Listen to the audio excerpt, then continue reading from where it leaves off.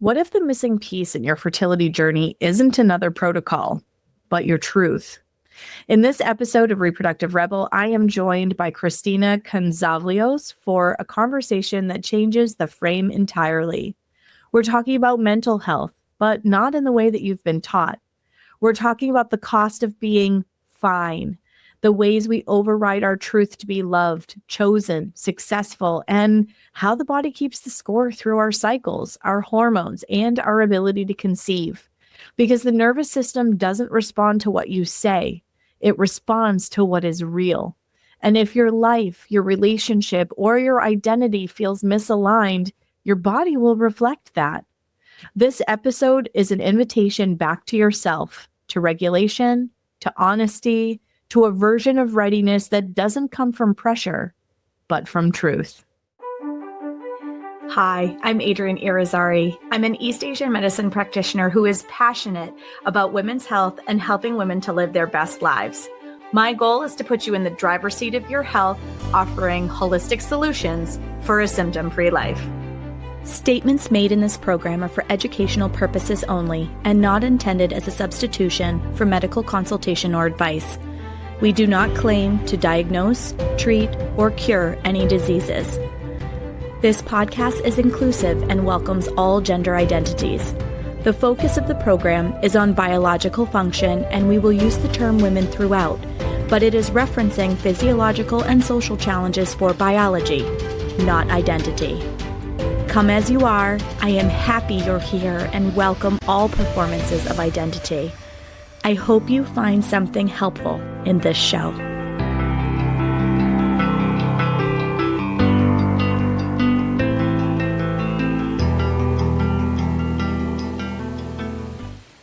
Welcome back to another episode of the Reproductive Rebel podcast. I am so excited to have Christina Kantzavelos back today. Welcome to the show once again, Christina. Thank you so much. I'm so excited to be back here on another, in my opinion, fascinating topic that's just not talked about or discussed enough. So thank you for offering this platform for us to do exactly that. Absolutely. Well, so Christina and I connected in our screening call and we just were like, oh, we could talk about this. We could talk about that. I love when I meet people like this. And, if you missed our conversation, please go back and check out episode 25. That was an amazing conversation about chronic illness and fertility. So if you missed that, please go back and check that out. But for those of you who are brand new joining us for this episode, Christina, can you share a little bit with our audience about who you are and what you do before we get started? Sure. I am a licensed psychotherapist. I am an advocate specializing in the treatment of mental health related to chronic illnesses. And I myself am also a spoonie or someone with chronic illness. So I really understand this from all different sides and angles. And I'm also neurodivergent. So yeah, you can say I'm hyper-focused and delved into all of these topics. I also specialize in complex PTSD and medical trauma. So I'm here for all of it. Oh, gosh. Just listening to that, all of us go, oh, we need a Christina in our lives. Because I feel like all of these topics that you work with are all things that have touched so many of our lives. And the topic that we're going to discuss today is, again, around fertility, but this really can also apply to just how your cycle shows up. So even if you are not somebody with a focus on getting pregnant, this will still speak to you in a lot of ways. And so one of the things that Christina and I have, we've really kind of looked in this space to see who's having this kind of a conversation. And it's an elephant in a room kind of topic that is there and nobody really discusses it. And it's around toxic relationships and fertility. Yeah. It's totally the elephant in the room so many times. And, I know we're going to more so focus on romantic relationships, but this does expand past that into friendships, into work environments. It's how do these impact our overall health and well-being, our immune system function, right? Our hormones, and therefore, our cycles and our fertility. Like it's a ripple effect in this way. Yes. One of the things that we talked about before we hit record is the number of people that we have both had the opportunity to serve in over the course of the time we've been in practice, and that there's something about their relationship dynamics that, they're like, oh, I'm trying to get pregnant. We've been trying for a really long time and so on and so forth. And, we just haven't been able to get pregnant. We're toying with the idea of, IVF or IUI. Usually it's IVF by the time they get to this point in the conversation. And both of us, I think, just based on our conversation, encourage people to take inventory of like how their lives flow. Yeah. Yeah. It's really taking into account and inventory, are there any ways in which I am stuck in fight or flight in my life? And I'm bringing back again the work environment, the relationships, family dynamics, because if our bodies are in fight or flight, they're not in rest and repair, rest and digest. They're not in this flexible state. Survival's on the front burner and everything else is on the back burner, including reproduction. In that way, your body's more concerned about getting you to safety than it is concerned about reproduction. Not saying that that's not possible, having both of those things. We're just talking about creating the utmost and best environment for that purpose. Yeah, absolutely. So your primal brain or your reptilian brain can only handle two functions: survive and procreate. That's it. And survive will always win. If your body thinks it's being chased by a saber-toothed tiger, it will always try to get you away from the tiger. And that doesn't matter whether it's 100 unanswered emails in your inbox, the coworker that you have a combative relationship with at work, having a hard time communicating or not feeling held or seen by your partner. It doesn't matter what it is. If it triggers your nervous system to feel threatened or stressed, stress is perceived by the nervous system as a threat. You're supposed to have the flexibility to come up into a heightened state, get away from the threat, and come back down. Okay, this is hunter-gatherer, guys. You're being chased by something, your body adapts, sends oxygen to places it needs to, helps the acuity of your mind, air in your lungs, and the quick twitch fibers in your muscles to literally get away from what it is that is chasing you. But it's supposed to be punctuated. It's only supposed to happen for a short period of time. And then you're supposed to come literally back down into your body again. That's the change, if clinical terms, sympathetic and parasympathetic nervous system, right? You're in a stressed state, you need to get away from the threat, and then your nervous system goes, okay, I'm safe, it's okay. But what happens is in our chronic stress state environment that we live in, our body never gets the pause at the end of what is being chased after you. It's always trying to, save you from something. And because that happens over long periods of time, it shows up in your nervous system. It shows up in how things mastitize, okay? Emotions are energy in motion. So where you're bottling certain things in your system.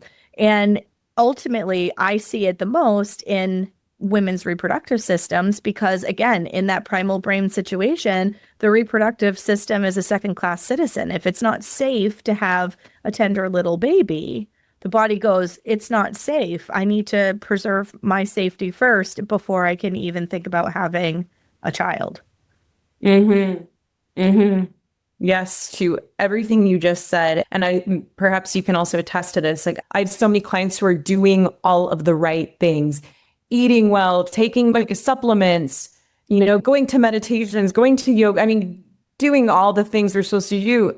However, they come home and they don't feel safe in their partner's presence or in their home environment in general, or going to work literally feels like war in their nervous system each time. So yes, they're doing all the right things. At the end of the day, their nervous system does not feel safe, therefore cannot quite prioritize the reproduction aspect of things. And for those who don't know, right, when we're in a chronic stress response, like Adrienne was explaining, that's just cortisol production, right? We're just producing more and more cortisol. And that kind of sort of wipes out the serotonin, the dopamine, all these other neurochemicals that we really need to thrive, to function and to thrive. And then it also begins to impact our immune system function. So that's when we begin to see like the autoimmune diseases crop up or other health complications when our immune system is constantly being impacted by this. And then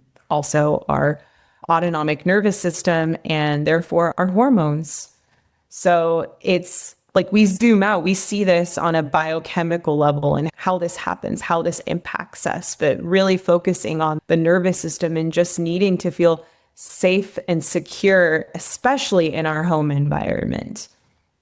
Yes, I think this is a place that I kind of want to push into a little bit because how does this show up in terms of safety in the home environment from your perspective? Because a lot of times when I say that, people's brains will go to like physical unsafety, like kinds of themes. And we're not, I mean, sure, are there unfortunately domestic violence scenarios in the world? 100%.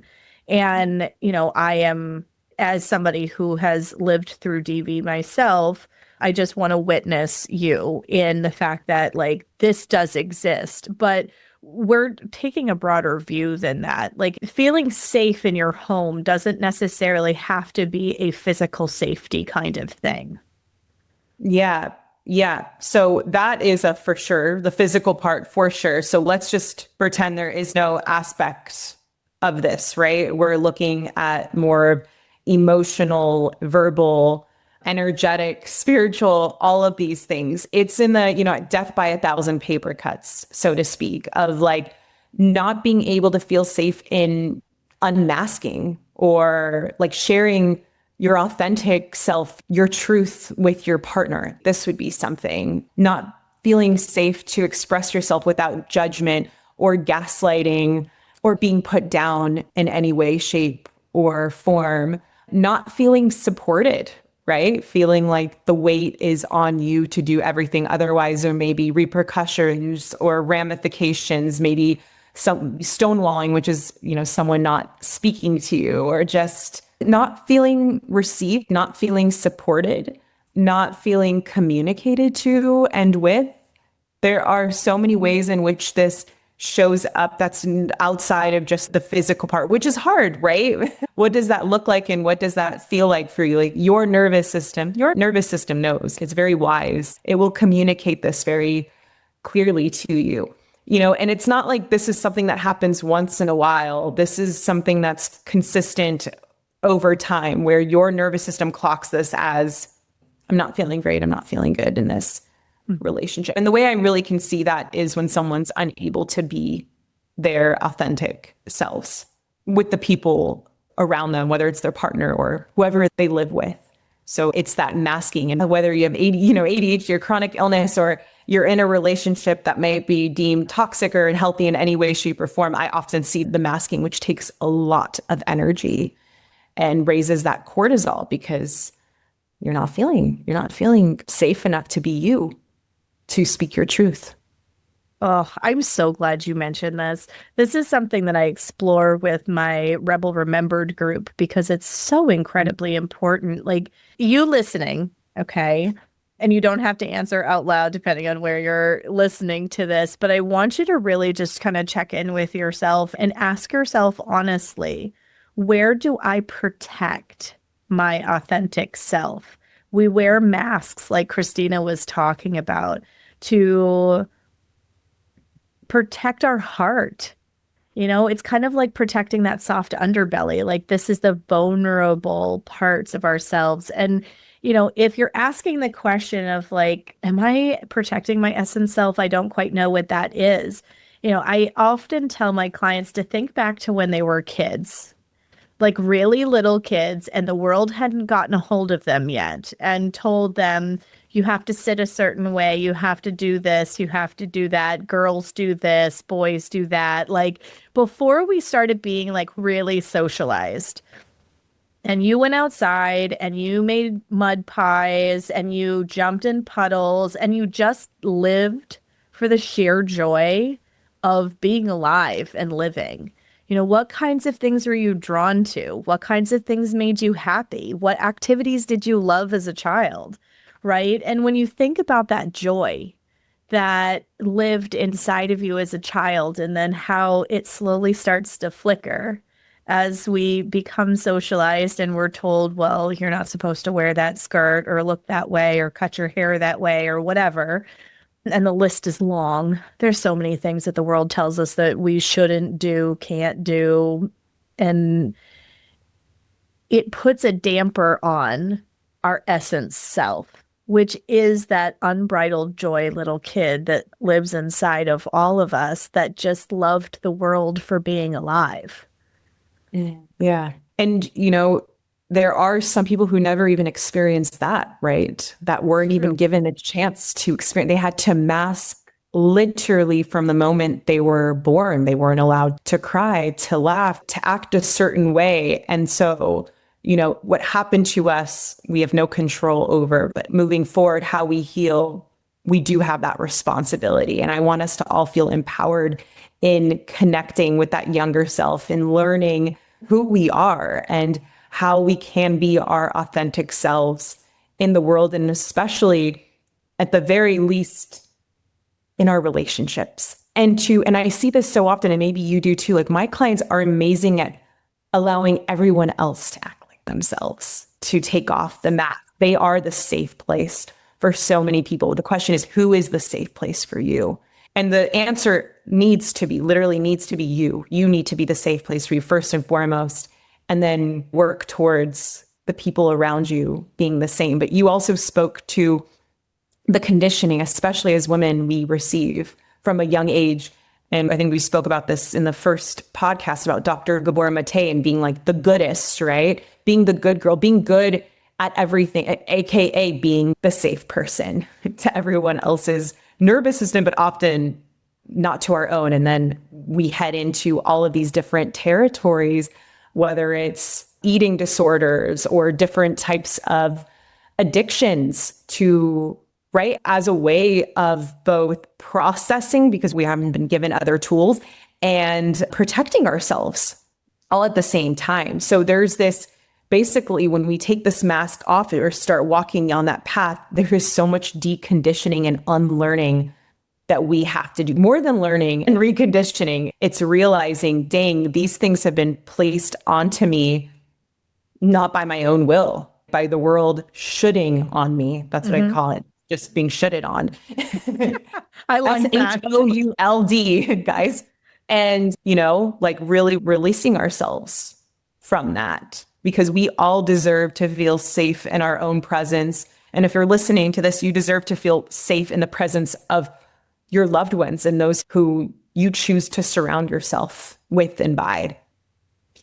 This resonates so deeply for me. And I know that some of it's because of what I see with my clients, but some of it's my own personal story too. Like I never felt like I could really be seen as my authentic, messy, quirky self. And that was one of the things about my husband that I was like, I can be a mess and he's just going to show up for me. And, when you have had your baby and you are postpartum with all the bleeding and all the mess and the weakest that you've ever felt in your life, and this person helps you to the bathroom and does not judge the hemorrhoids and does not judge how your body is showing up and is just there supporting you and loving you, that is safety in your nervous system. And, if you can't be your authentic self with your partner pre-baby, man, is it going to be hard post-baby? Because I think that's where I struggled the most, actually, was I was adjusting to this new body. And even though I had one baby before, my body was different after we had our son. And I had a very hard time letting him see me that way because I've always been pulled together and strong and organized and, on top of the game. And in that moment, I was fragile and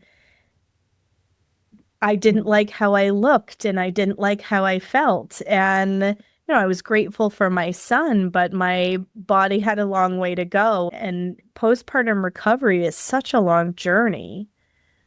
And he just took it all in stride and helped me to the bathroom and made food and brought me food in bed so that I could recover. And that is the kind of vulnerability you should be able to have with your partner if you're going to have a baby with them. Yeah.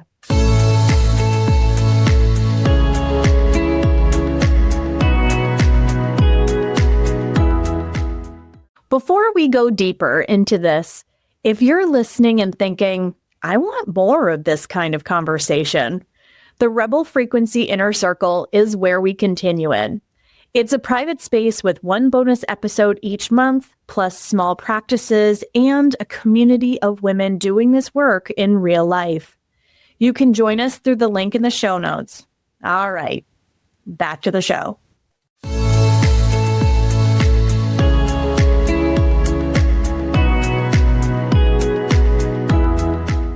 If you're listening or watching, you deserve and are worthy of having this.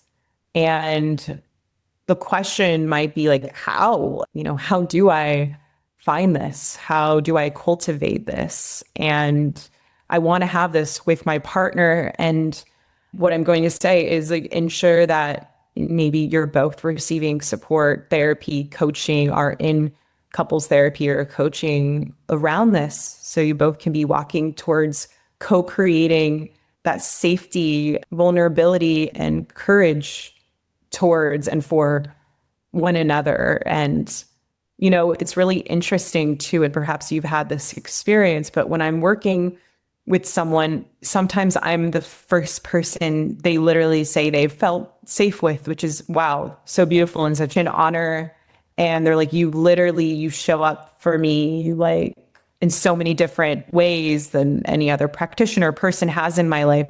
And they start using this as sort of the baseline for what they compare their relationships to, romantic friendships and otherwise. They're like, I deserve for people to treat me, Christina, the way, you treat me with like such respect and honor. And those shifts also begin to happen when you have a touchstone person where you're like, I can compare to this is and feel safe. It takes a while for us to get there, of course, but once we do, it's like, I'm not accepting anything less, of course, things are going to look different given the dynamic, but they're not going to accept less than that feeling of safety, of unmasking with the people at the very least closest to them.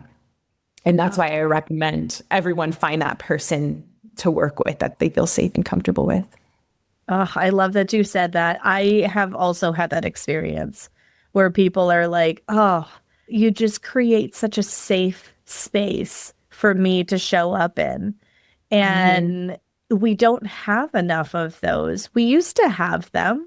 We used to foster community. We had red tents. We had, this was such an important aspect of being a woman. Like we need to be in community with other women for our whole system to express itself in a healthy way.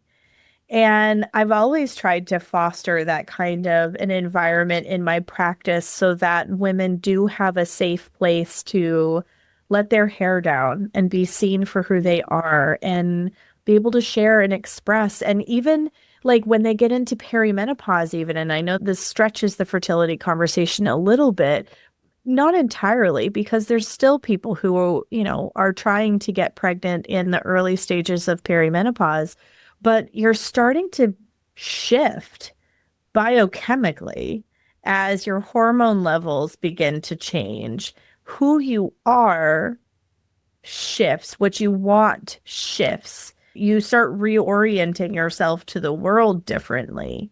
And Mhm. your nervous system, your reproductive system, all of these, like, we talk a lot about like cortisol and hormones, and we talk about the chemical reactions in our body, but there's an energetic aspect to this as well that isn't as easily measured, that is a part of why we end up with negative symptoms. And if we're in a space where as we change, our relationships, whether they're romantic or platonic, doesn't matter, change along with us. Mhm. And all throughout my marriage, there have been times where, we've reached growth edges where we're both starting to change as people and, have different interests. And it's been fun to walk this journey with my husband because he grows with me. He pursues interests with me. He supports things that I'm into as I've shifted and changed along the way. Like, I was really excited about archery a few years ago. I really wanted to learn. And for my birthday, I got a bow and arrows. And then I got pregnant and I haven't been able to play with them yet. But that's a project for this year, is I want to actually execute on this. But it was so nice that like I had just said like, oh, this is something I've always really wanted to try. Maybe someday I'll be able to make time for it. And here he comes forth with this beautiful gift of, I want you to be able to nurture this excitement. And right? Like Yeah. that's the kind of exchange, right? It's the same thing with your friendships.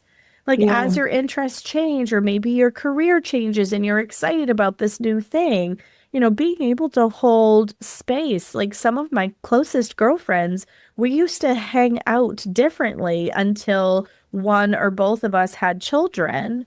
And then the way that we show up for each other has shifted a bit, but the love is still there, and the Yeah. acceptance and the being able to hold all of the messiness when you're just having one of those days where kids are swinging from the chandeliers and you were like, I don't know how to finish today, send help. Like when you have those moments that you can be able to hold your friend exactly where they're at, meet them exactly where they're at. And so healthy relationships help a healthy expression of you in Mhm. all of those facets, feeling held, feeling seen, feeling supported, and all of those things make your nervous system feel safe.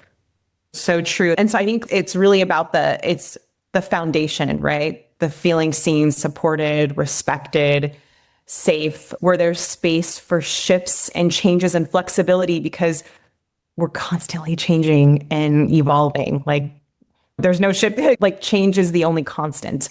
So like having that flexibility within a relationship is really big for the sake of safety, like allowing room and space for your partner and your friendships to change and to evolve because it's inevitable. I think when we attach to it looking or feeling a certain way, that can feel really harsh to the nervous system. But having that foundation of consistency, regardless of what shifts or changes, we continue to respect each other. We continue to love each other, support each other, hold each other, give each other the space. That's consistency is what allows for safety in the nervous system. And, you gave the example of like him supporting your inner Legolas. And I started, I love it so much. I started archery also this past year. So it's such an amazing, like mindful activity, but it goes to show it's like, I want to constantly learn what you're learning and support it. Even if it's something that's not so interesting to me, I will take interest because it's important to you and I love you and I want to support you. And that, yeah, that's that. And something else, and I don't know if we discussed it last time because this is a newer research, how women's nervous system is what is medicine to a woman's nervous system? It's oxytocin. So it's connection, not men's, women specifically. So we really do need that connection and that support. And someone might be listening who's like, well, I'm in a relationship that's not ideal. It's not exactly harmonious or healthy. I want to stay in it. We have children, whatever. Just I'm going to ask that you ensure that you are getting support from your community, entering into groups that feel good, where you don't feel isolated or lonely, because this path can in and of itself feel isolating just because of your identity shifting and changing.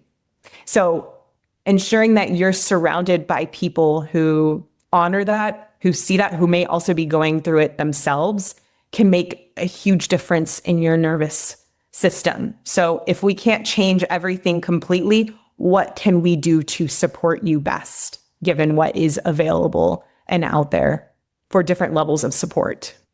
That's so important. I want to just dovetail with that and say that women in that 38 to 42 bracket are probably going to feel that, does this feel harmonious side of things, probably harder than any other of the demographics. I mean, we all feel this at some level, but because those subtle shifts hormonally for perimenopause and these identity shifts start happening, like there's an identity shift that happens when you become a mother. That transition from maiden to mother is an abrupt one for quite a lot of people. Not that it isn't something that they wanted. It's just sometimes when it's that first time. I mean, and really, it could be any time you step across the threshold of matrescence. I know that when I stepped across the threshold for a subsequent time, my whole world changed in some good ways and in some ways that were challenging me to kind of stretch and figure out, like, who am I now? But 38 to 42, I find, is really where a lot of women, and there's a reason why meno divorce is on the rise, right? It's like that whole, are you going to support me and grow along with me?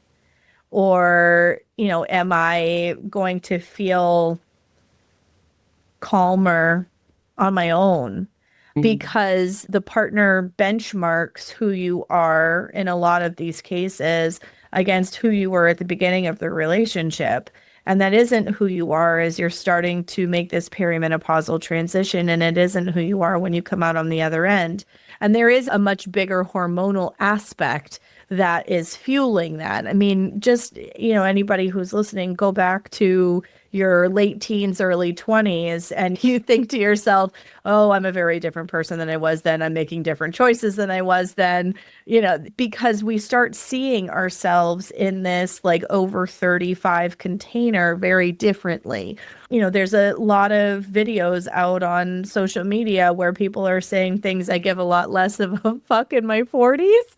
And I say it that way because that's the general sentiment. Like, you come very much more into who you are, and you care a lot less in a lot of cases around like what people think about certain choices that you make and whatnot, because you have life experience, you're more confident in who you are. There is still absolutely this aspect of, I'm afraid I'm going to be judged for some of these things, but the filter with which you run that through is very different than it is in the early stages of your 20s, where you're a lot more influenced by other people's opinions. So having those safe spaces, those places where you can land and show up. And I hear a lot of people go, well, I don't know who I am right now in this age bracket. And it's like, that's okay. It's because you're evolving. You don't have to know who that is right now. But if you can check in with your body and ask her, how do I feel today? Does this decision, does this situation, does this group, does this whatever, does this feel good to me? And use your body knowing as the guidance system. You're going to feel safe and held in your body because your body knows before your brain catches up. It sure does. It's our ultimate compass, really. And sometimes it takes us getting to create that relationship with it and trust that intuition that's so strong, especially in women.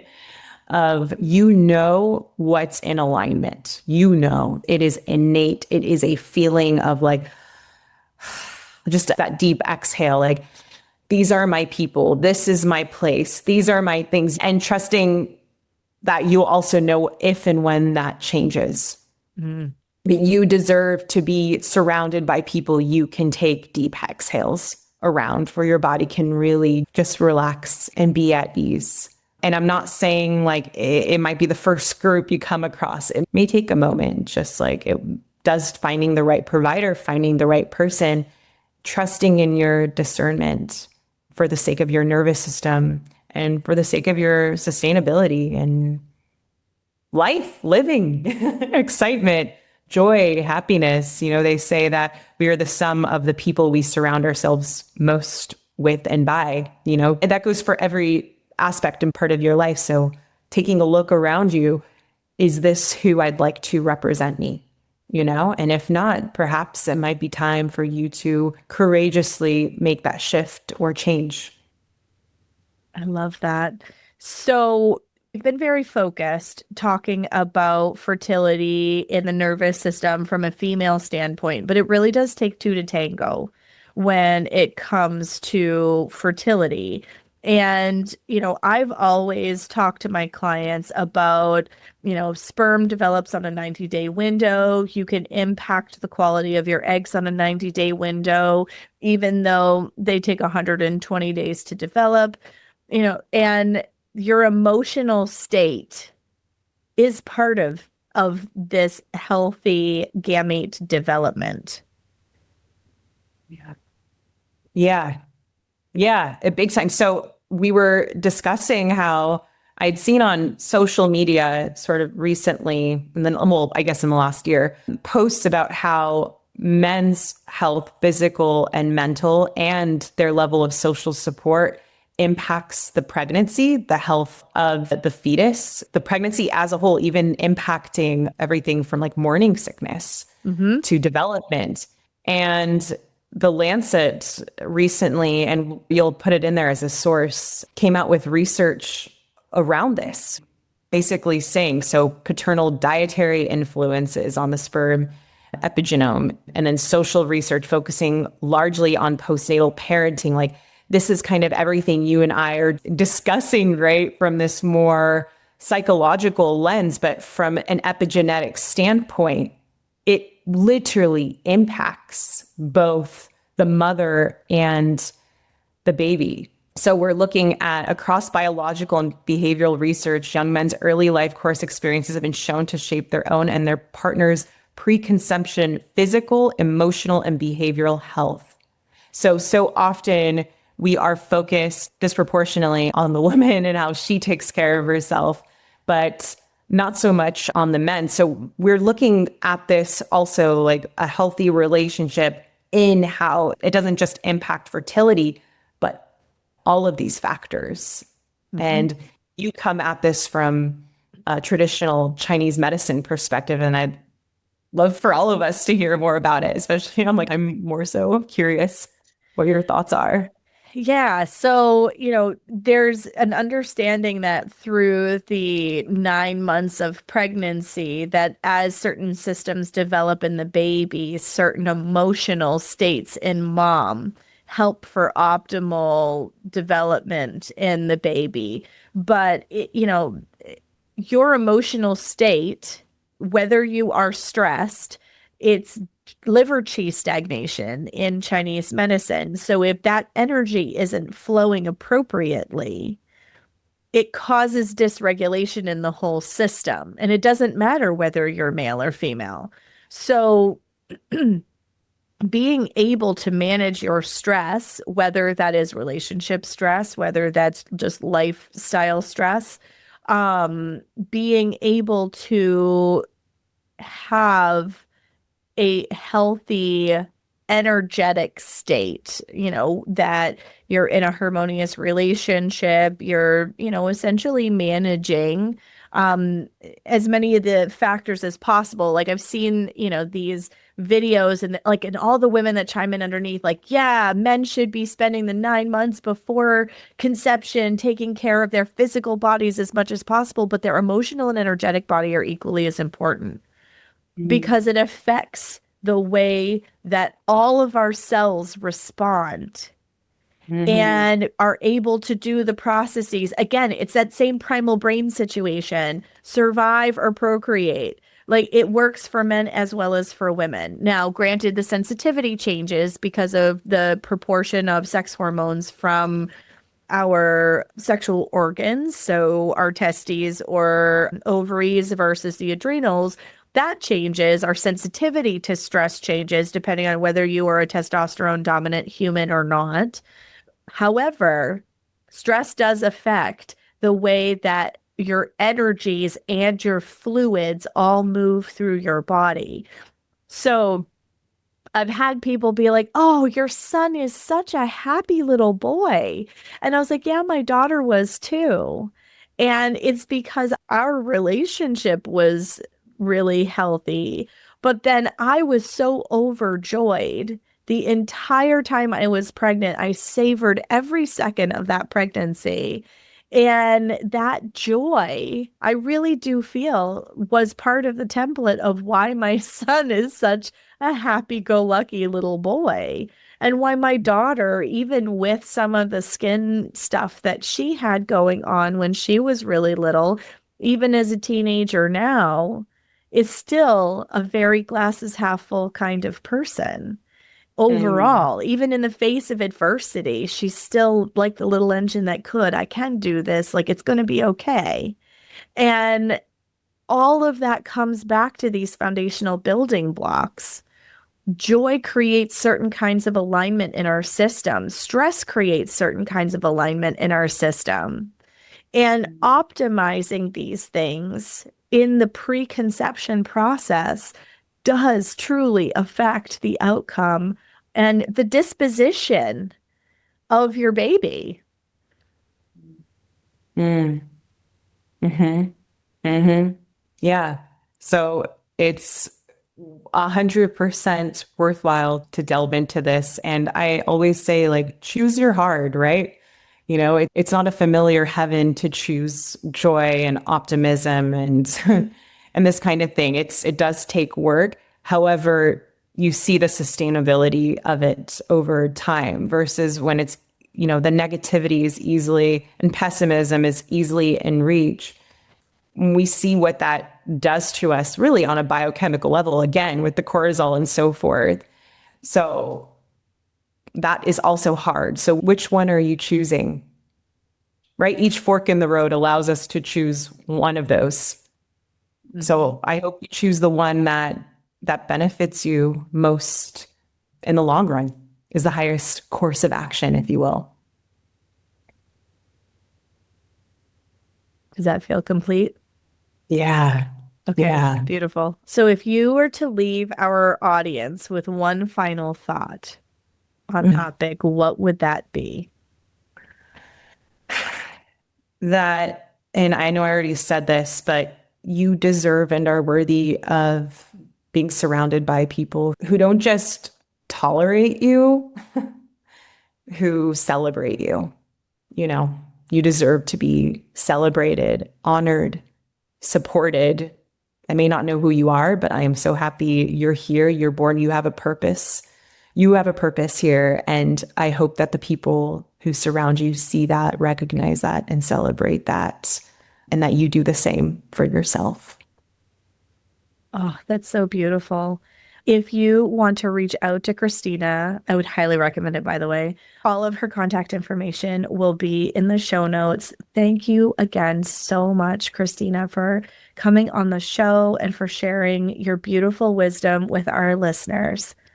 Oh, thank you again for having me and for delving into these somewhat complex, but very interesting and important topics. Thank you. And until next time, everybody. If you're listening to this and feel like there's still something here for you, like the conversation isn't quite finished in your body yet, That's exactly why I created the Rebel Frequency Inner Circle. It's a private space where we go deeper, with one bonus episode each month, small ritual practices, and a community of women who are actually living this work. It's just $5 a month. You can join through the link in the show notes. Come stay in the conversation.